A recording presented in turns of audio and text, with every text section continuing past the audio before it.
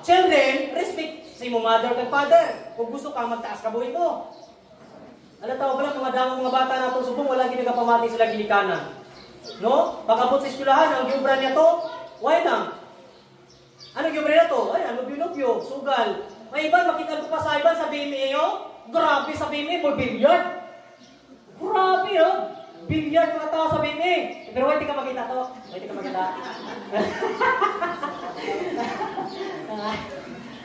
Siyempre, binayaan. Siyempre, anak ni Lord.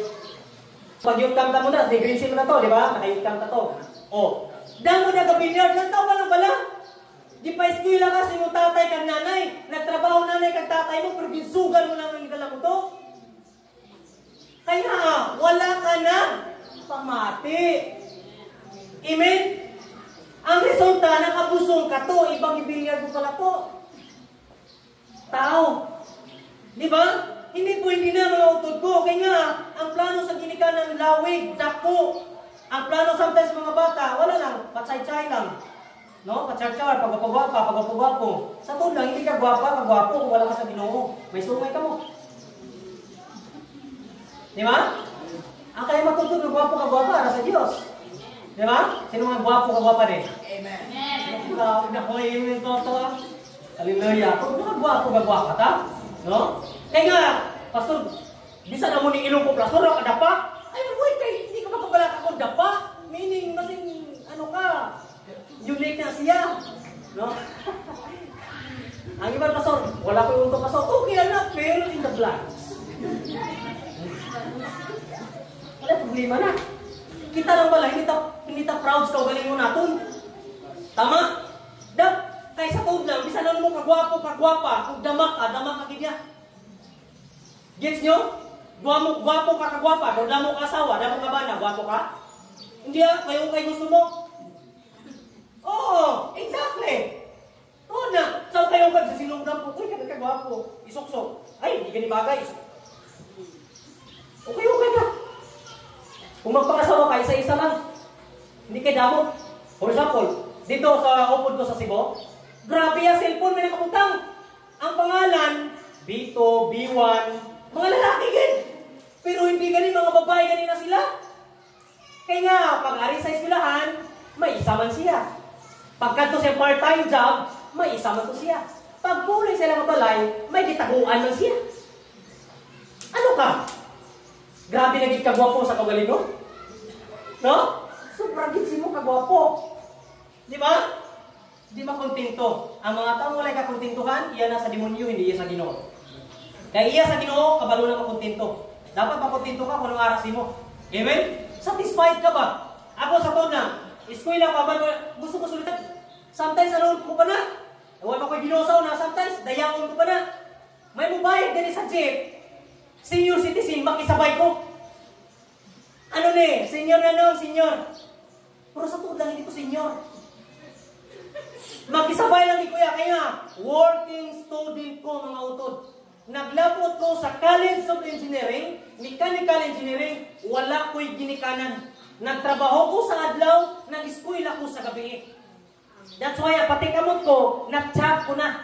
Kaya limpo sa adlok, sabi ko limpo ko pa kamot ko na galiya. Ay hindi, sabi ko tiil. Eh kami nag-deliver sa adloks mo. Adloks na. Kami nag-deliver. Di ko naman testify sa inyo. Natawa lang pala, until now, dala ko pa testimony ko. Natawa. Unod. Kaya nga, kung dito ko sa balay, pasalamat ka mo, mga nanay kag tatay nyo, kaya ko pa eskwelahon. Kaya pasalamat ka mo, subong ang pag-eskwela, damo ng libre. Sa time ko sa una, walay libre. Kaya kung may libre sa una, ang bago sa inyo, pulis ako siguro. Oo, hindi ko ba eskwela college ng engineering. Kaya nga, daw, mabuhaan ko sa math. Oo, kaya engineering puro math. Algebra, calculus, ano ba na, basta kadamon na encounter ka na. Di ba, puro mathematics. Di ba, di man ko bright, di ko mahambal bright mo. Kaya nga, pagkapon sa pulong sa Ginoo, kabubuhan na gani. Kaya matuntun nga bright, iya sa Ginoo. Ang ba? That's why ako, ang mga pastor yun, hindi man mga professional, pero ang balong ko kamo, hindi kamo katumbas. Sa kaalam sa mga pastor, kaya yung pastor, iya sa Ginoo, hindi iya sa demonyo. Bisa maghambal ka, maestro ko pastor, maestra ko pastor, engineer ko, professional ko. Yes, so what? O engineer ka, gigamit ka ba sa Ginoo? Amen?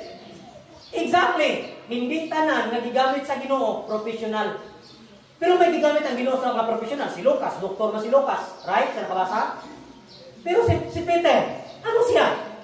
Mangingisda. Professional. Mangingisda. Atis professional, pastor. Diba? In other words, hindi ka makajudge sa tao. Gets nyo? That's why, para di ka mag-judge sa katao, mamati ka sa Diyos. Amen? Mga yun, mamati ta. Hindi ta mapinagustos na ugaling mo naton. Kaya ang ginulapit na magbalik sa nung babata magseryoso. Amen ba? Sometimes mabalik, pastor, kikakuha. Gwapo siya, pastor. Pwede ma. Gwapo, anong gwapo, wala trabaho. Practical. Yes.